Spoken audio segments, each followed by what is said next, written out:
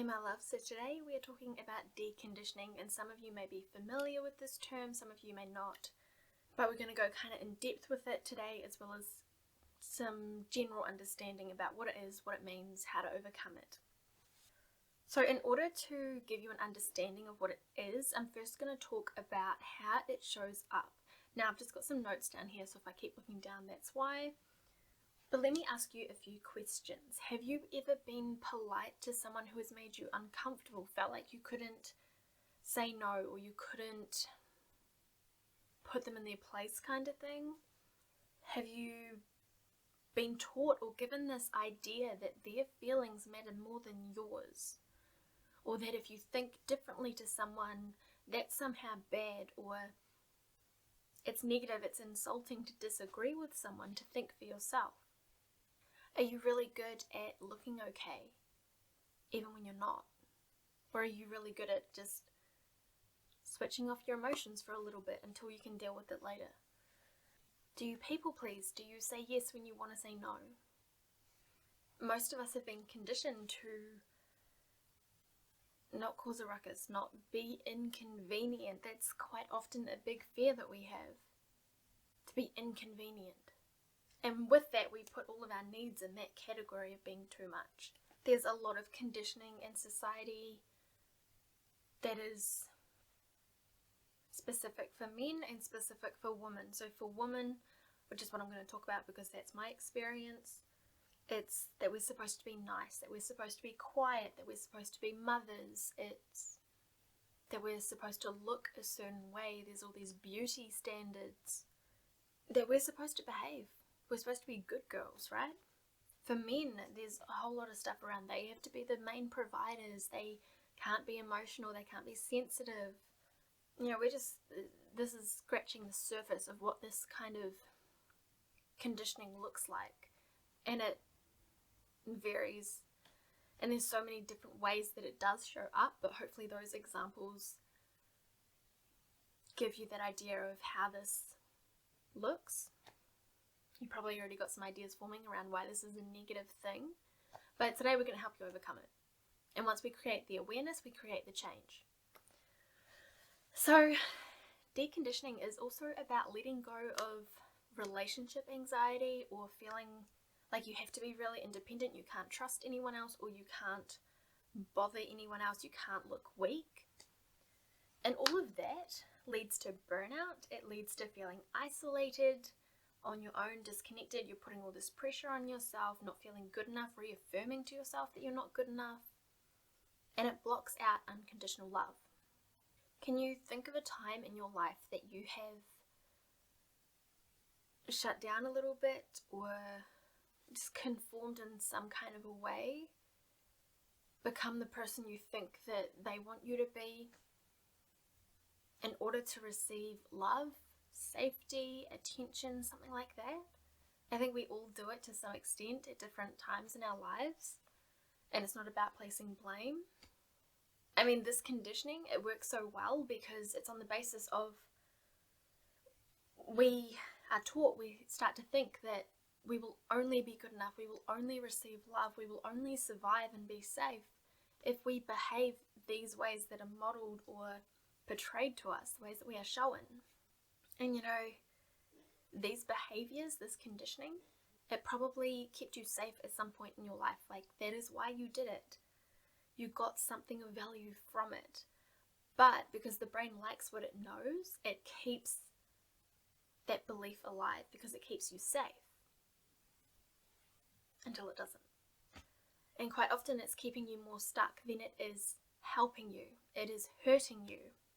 But because the brain and the ego is so good at what it does in keeping you safe, it doesn't want to question the things that kept you safe in the past because it's a pattern. So one thing that's really important to do to help let go of those parts of you that aren't true to who you really are, that you rejected or suppressed, is to send acceptance and love to those parts of you. To tell that part of you, I see you, I acknowledge your pain. I'm sorry that I thought you weren't good enough. I would actually encourage you to write a letter to those parts of yourself or to your past self and thank your past self for everything they went through to get you to this point. They loved you that much. Because when we reject parts of ourselves, we won't even give someone else the chance to love that part of us. We will write ourselves off because it's more painful for someone else to do it, right? That's how it feels. But it keeps you stuck in the thing that you're trying to avoid feeling, which is alone, not good enough, unlovable. And again, it keeps this idea alive that you have to be a certain way, you have to look a certain way, have certain things, know certain people, whatever it is, to be acceptable, to be lovable, to have success. But sort of as I've kind of touched on lightly already, this pattern of conforming, the idea is that it keeps you safe, but it doesn't. It just protects the pattern. And it stops you from trusting yourself. Quite often, if we go through a betrayal, the worst thing in that is not that you can't trust them anymore, it's that you stop trusting yourself.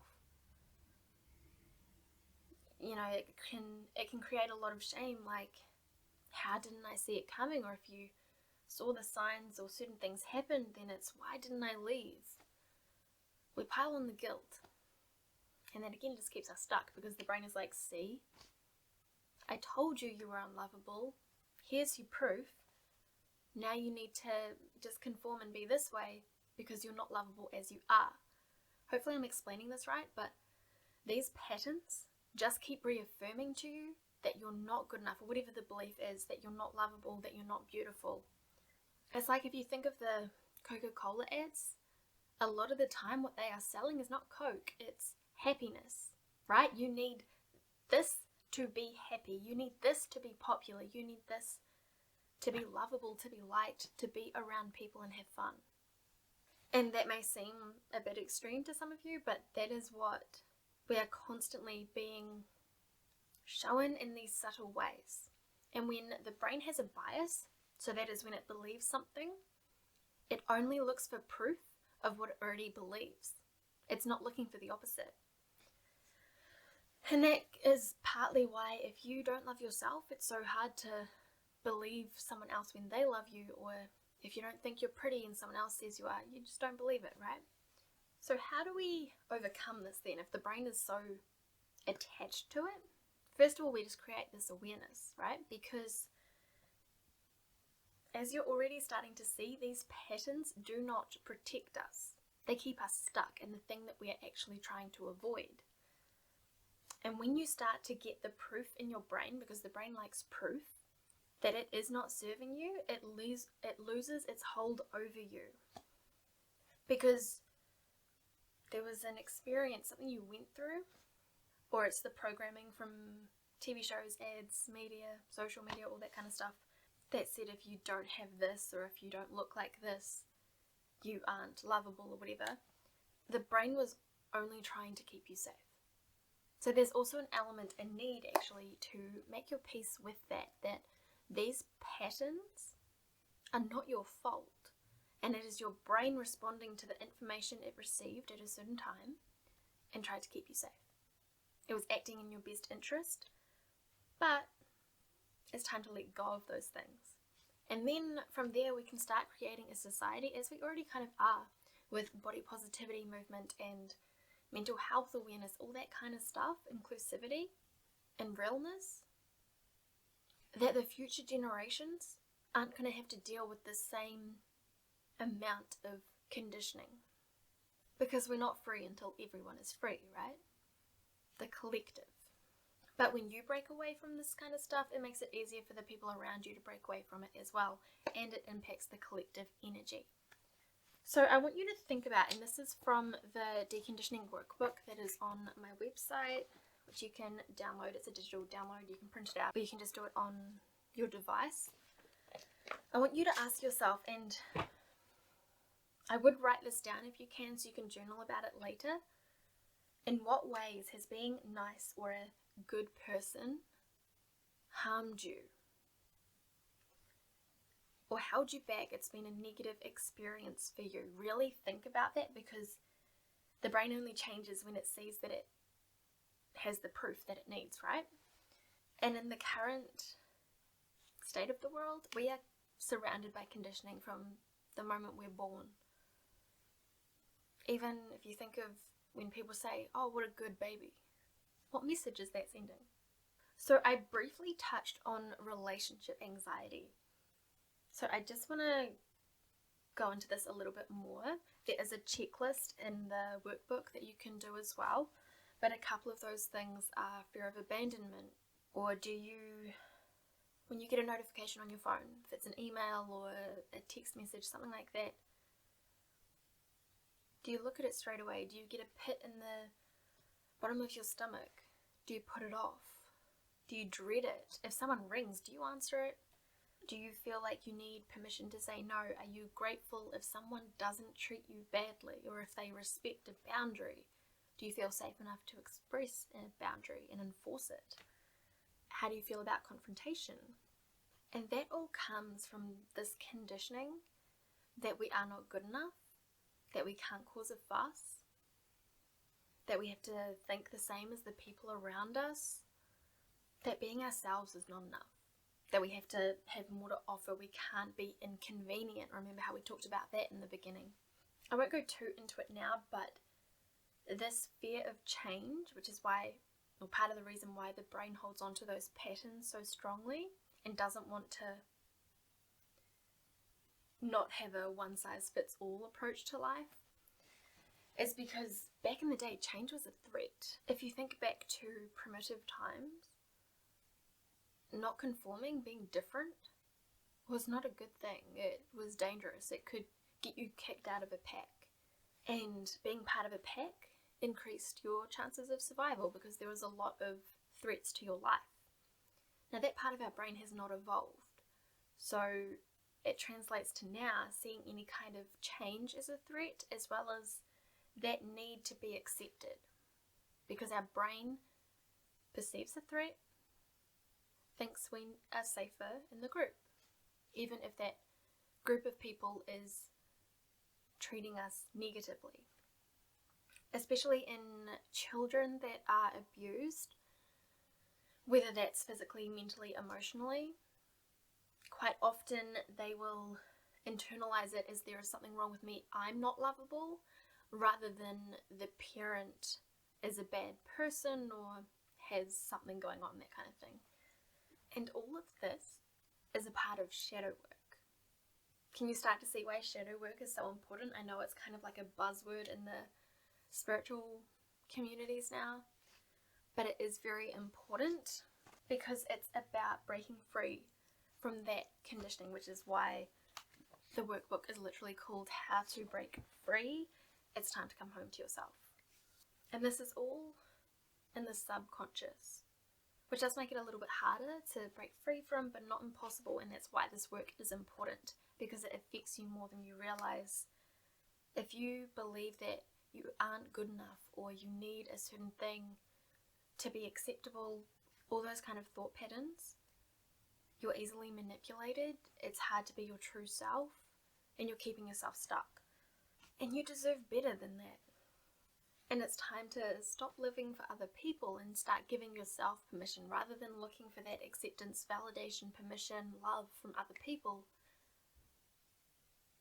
It's never going to be fulfilling until it comes from you first. And that's another lie, that you aren't enough for yourself, that you need other people, or you need all these physical possessions, all these big achievements, recognition. What if you're enough as you are? So it's all about radical acceptance of yourself, especially the wounded, suppressed parts of you. Because once you unconditionally love yourself and you have this awareness, it is very difficult to manipulate you, and you start becoming more and more aware of how much conditioning is out there that we are constantly having shoved in our faces. So let's pull a few cards. See what we need to know as a collective to help break free from the conditioning that is currently in our lives.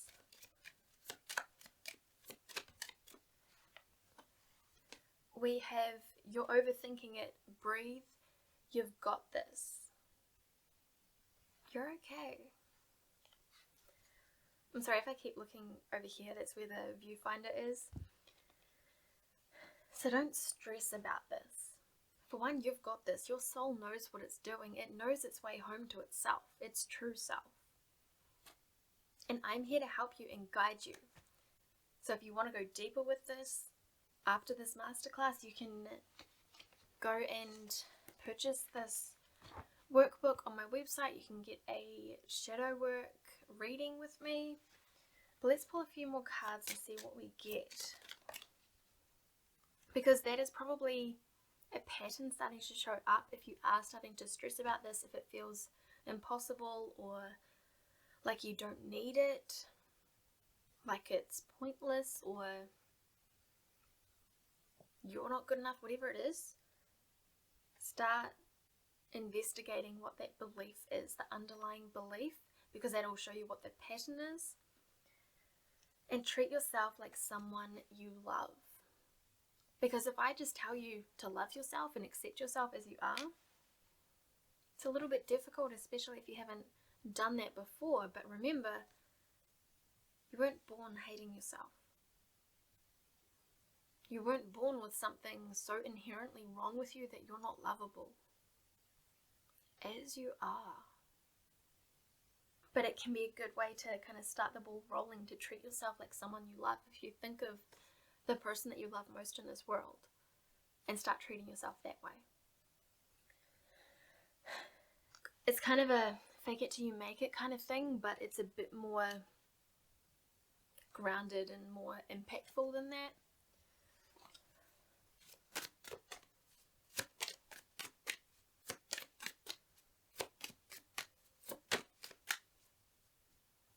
So let's have a look at what makes us susceptible to conditioning at the moment. What's the biggest thing for us as a collective? Okay, 3 came out, so I'm just going to put those back and just get one, please. There we go. Okay, inconsiderate. This is interesting. This is such a a power play in a really negative way. Do you agree with me? Have you experienced this, that putting yourself first, quite often the backlash of that is you're really inconsiderate, you're selfish, you think you're better than me, kind of victim blaming and all that kind of stuff? Inconsiderate, that's a big one. And then it's almost this conditioning of everyone's inconsiderate. So be surprised if someone's nice to you. Expect people to be mean to you, to be rude to you. Expect the worst. We have clingy. Quite often a lot of fears about expressing our needs. Especially for women, how that is portrayed in movies, that, you know, it's the clingy girlfriend, or how the boys are portrayed as talking about their girlfriends as being too much. There's this really cool thing going around on TikTok at the moment that if I'm too much, go find less, and I love that energy.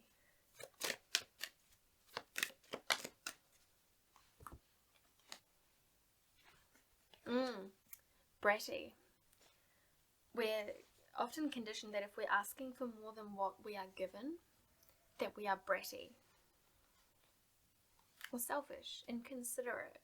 There's all these negative assumptions about loving yourself, putting yourself first, wanting things to be different. I think that's a really hard thing when it comes to healing, that people will take it as an attack if you're saying that how things were should have been different, or that you're changing things now. It often gets taken very personally.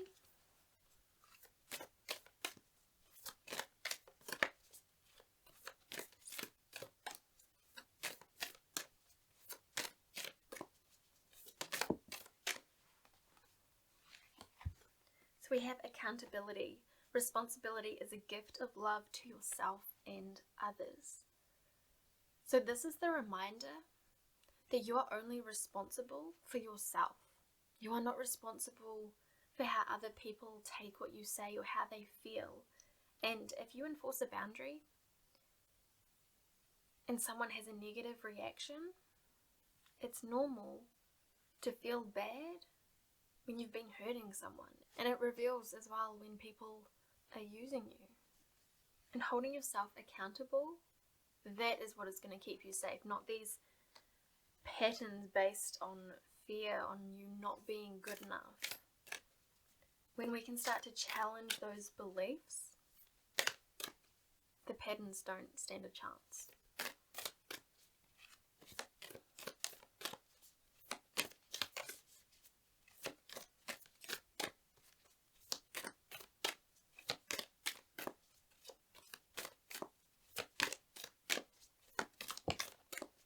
So definitely write a letter to your past self and get it all out. Get all the emotions. You can also write a letter to the people, the experiences, the places that hurt you. And you can get out all of those negative feelings, say what you need to say, stand up for your past self. Perhaps admit any wrongdoings or say sorry for your part. But be careful of not people pleasing even within that. And then you can either rip it up or you can burn it. You don't need to give it to them. You don't need to send it to them. They don't need to know. There's also this idea, which is really a form of conditioning as well, that in order for closure, you need the other person. You need them to say sorry or admit they were at fault, whatever it is. But closure is something you can give to yourself. You have that power. So then we have assistance with access. It is necessary to ask for and accept help in order to receive it. Yeah. So think about that in terms of conditioning. Maybe like rate yourself out of 10, 10 being this is me and 0 being like I never do this. Do you feel badly for needing help or accepting help, asking for help? Do you feel that it makes you weak? That it says something about you not being capable? Does it make you selfish? Is it negative in any kind of way? What does it mean about you? Think about that as well. Because that is all conditioning. Those ideas, those answers, it's conditioning. Wow. Okay, so then we had 2 cards. Distorted perceptions. Reality is really what we are raised to believe it is. I cannot believe I am shocked that this card has come out, but it makes perfect sense. And then distorted desire. Okay, so both are about distortions. Conscious desire really satisfies the unconscious need driving it. Yeah. So what this is saying, and I highly encourage you to read Existential Kink, because it is all about what you have in your reality is proof of wanting, and that's not what we're going to get into today, but conscious desire will very rarely satisfy the unconscious need driving it. So that is why sometimes we will think we really want something or someone, we get it, and then it's just not fulfilling or it's not satisfying for very long. First of all, we are conditioned for that instant gratification, otherwise it's just not worth it. We are conditioned that, hobbies need to be something that you're good at or something that can be productive, create money. It can't just be for fun. But, this hit the nail on the head about distortions. And so what this card is saying is the conditioning, which is the belief behind all of it. That is what you will prove right. Remember, the brain always likes to prove itself right. So if the belief is, I'm not good enough, then you're going to have a hard time enforcing boundaries. You're going to be surprised when people treat you right because you've got this bias. You can be easily manipulated by these external things because there's always this promise of this will make you happy, this will make you lovable. And it's this constant reminder that you're not good enough the way that you are, but that is the lie. So let's pull some tarot cards on this.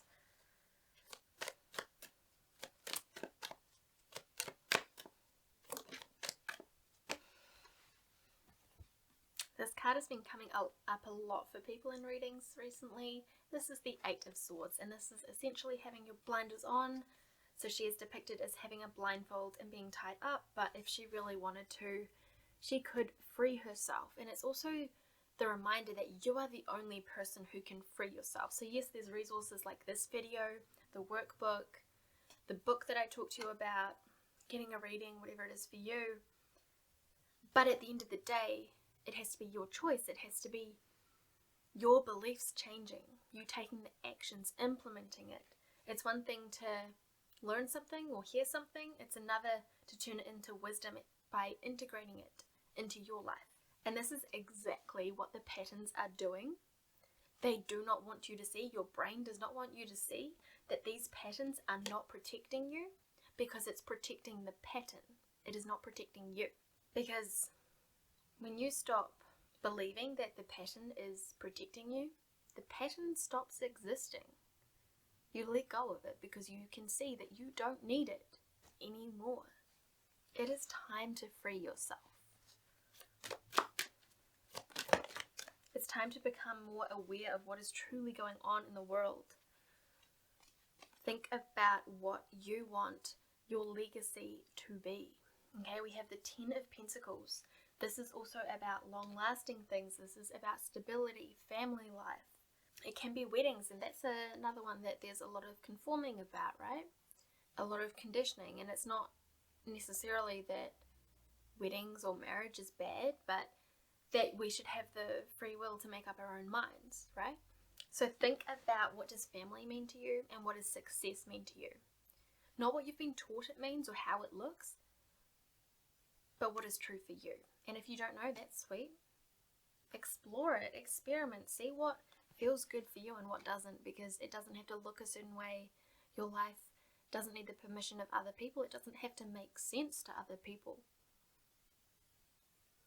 That's all part of the lie. I just feel like getting one more tarot card.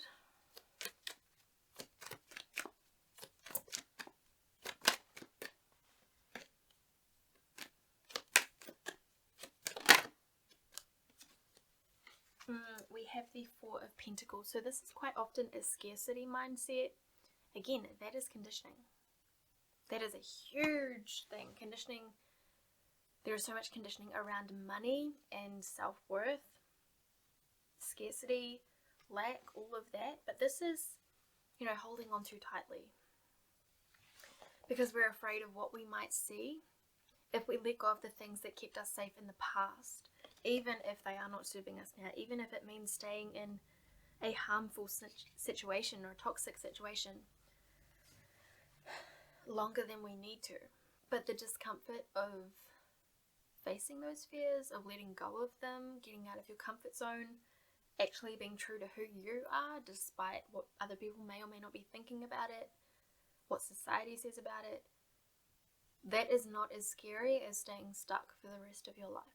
It is not as uncomfortable as staying stuck for the rest of your life. You are so powerful if only you could see it. At the end of the day, you are the only thing in your way that can truly hold you back.